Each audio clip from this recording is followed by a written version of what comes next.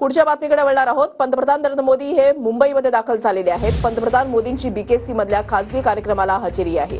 मोदींच्या दौऱ्याच्या निमित्तानं बीकेसी मध्ये पोलिसांचा कडक बंदोबस्त तैनात करण्यात आलाय। मुंबईतल्या कार्यक्रमानंतर मोदी पालघरकडे रवाना होणार आहेत। मोदींच्या हस्ते आज पालघरमधल्या वाढवण बंदराचं भूमिपूजन होणार आहे आणि काही वेळापूर्वीच पंतप्रधान नरेंद्र मोदी यांचा ताफा हा बीकेसी मध्ये पोहोचलेला आहे। आज महाराष्ट्राच्या दौऱ्यावर आहेत पंतप्रधान नरेंद्र मोदी।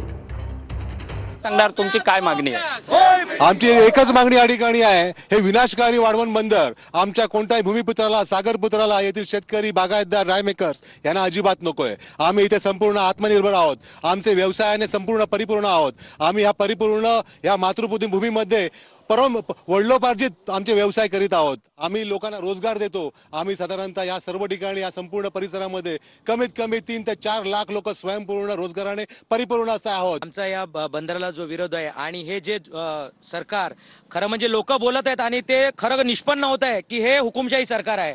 आमचा न्याय प्रविष्ट, आमची प्रकरणं न्याय प्रविष्ट असताना आमच्यावरती हा प्रकल्प हुकुमशाहीने पद्धतीने लादण्याचा त्यांचा घाट आहे। जसे इलेक्शनला पैसे देऊन जर इलेक्शनला बोलवतात तसाच या सभेला सुद्धा भाड्यानी लोक बोलवले आहेत। असं आज आम्ही इथे उभे असताना या ब्रिजवरनं बसेस सुद्धा खाली जात आहेत। त्याच्यात मोजकी लोक ज्यांना काही या बंदराचं माहिती नाही, कुठलं नॉलेज नसताना अशा लोकांना जबरदस्तीने त्या परप्रांतीय लोकांना ते तिथे नेत आहेत। बेला गर्दी जमावी म्हणून सरकार खूप ठिकाणी प्रशासनाला प्रेशर करत आहेत।